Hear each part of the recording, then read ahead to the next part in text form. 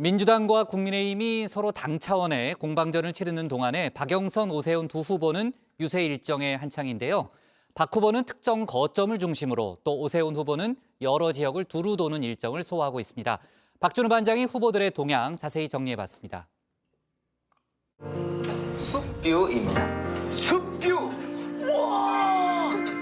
저희들이 매일 보고 사는 우와! 100년 된 편백나무 숲. It's beautiful life. 너의 뒤에 서 있을게.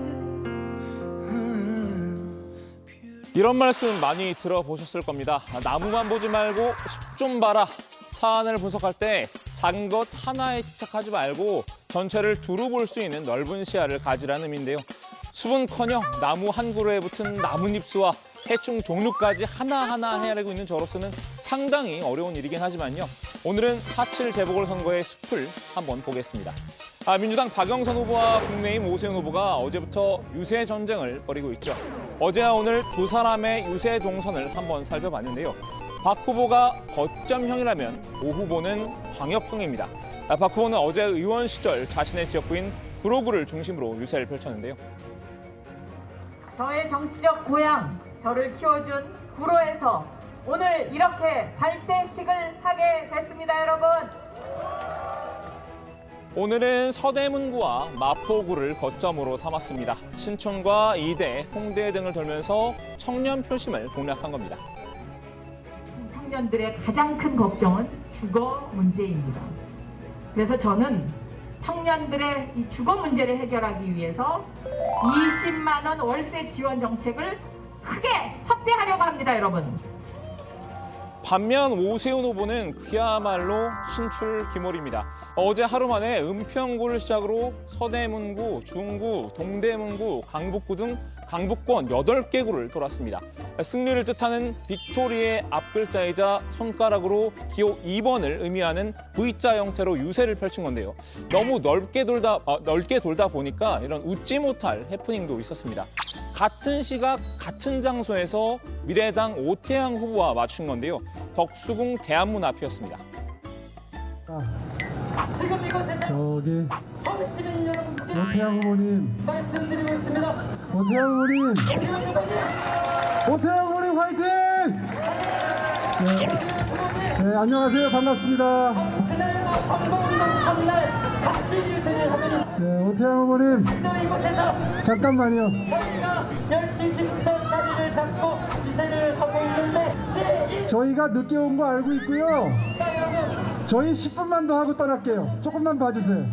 작년 4월에도 5분 한다더니 1시간 했습니다. 거짓말쟁이였어요. 오태양 후보가 먼저 자리를 잡고 있었는데 오세훈 후보가 뒤늦게 오면서 유세가 겹치게 된 겁니다. 양 후보 진영 간 거리는 불과 50m 정도였습니다. 오세훈 후보가 양해를 구했지만 오태양 후보는 거대 정당의 갑질이라고 반발했는데요.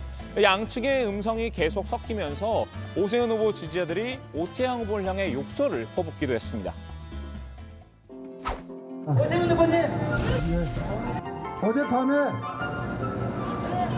우리가 개입니까?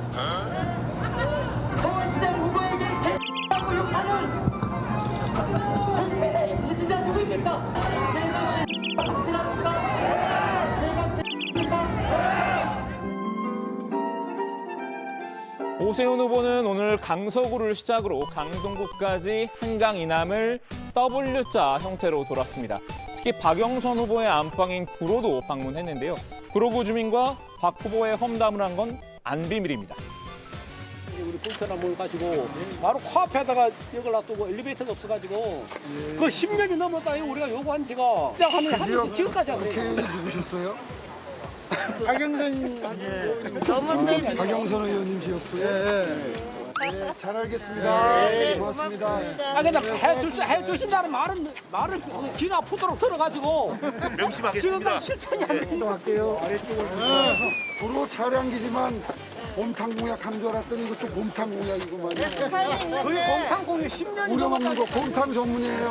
흑색 선정도 곰탕으로 하고. 잠깐만 우리 이제 자, 동선 분석 다음으로는 발언 분석입니다. 별의 순간을 잡은 여정회의 대표 코너죠. 빅보드 차트 시간입니다. 오늘은 지난 24일부터 25일까지 이틀 동안 박영선, 오세훈 후보가 한 발언 중에 언론의 주목도가 가장 높았던 발언 탑2만 뽑아봤는데요. 먼저 박 후보의 발언 중 기사로 가장 많이 다뤄진 건 앞으로 그런 일 안 해주셨으면 좋겠다입니다. 118건의 기사에서 언급됐는데요. 오 후보의 발언 중 1등은 극도의 망언이었습니다. 두 발언의 중복 키워드를 꼽자면 바로 임종석 전 대통령 비서실장입니다. 임 전 실장이 박원순 전 시장을 두둔하는 페이스북 글을 올렸죠. 곧바로 2차 가해 논란이 일었습니다. 박 후보는 자제를 당부했고 오 후보는 망언이라고 비판했죠. 다음으로 박 후보 발언 가운데 두 번째로 기사량이 많았던 건 바로 이 발언입니다. 내곡동 사건은 LH 사태의 원조격인 어떤 그런 형태로 지금 흘러가고 있다. 박 후보는 유세 현장에서는 네거티브보다 정책 홍보에 집중하는 편인데요. 다만 언론 인터뷰에서는 오 후보를 향해 거침없이 비판 발언을 쏟아내곤 합니다. 공략 포인트는 내곡동인데요. 오늘 새벽 5시에 눈을 떴다는 박영선 후보. 유세 현장에 나가기에 앞서 또다시 내곡동 때리기에 집중했습니다.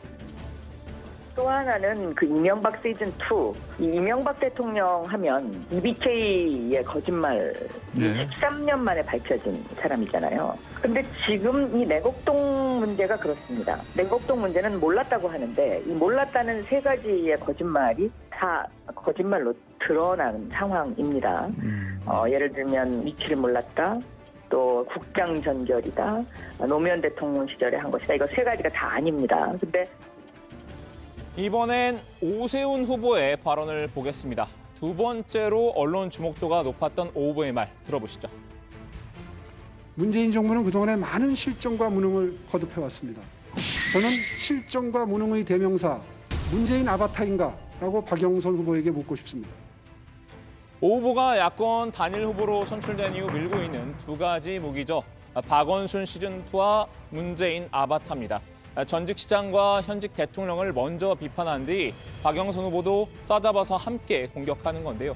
특히 문 대통령을 계속 깎아내리는 건 정권 심판론을 띄우기 위한 오 후보 측의 전략으로 보입니다. 오늘은 중증 치매 환자 발언을 다시 소환했는데요.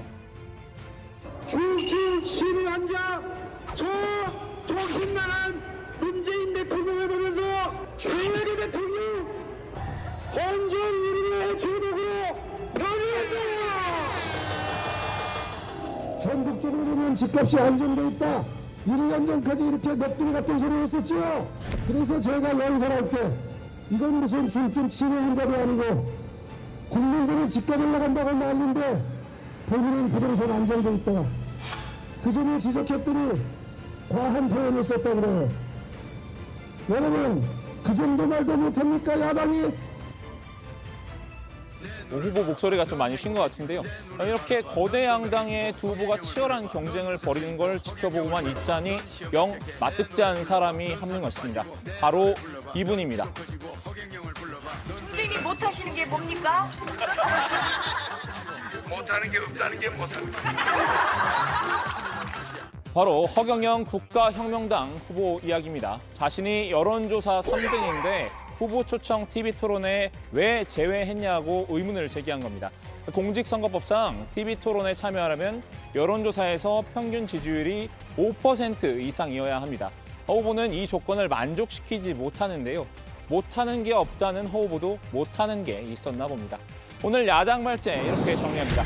청년 표심 공략한 박영선, 연일 내곡동 비판, 프로 찾은 오세훈, 문 대통령 공격.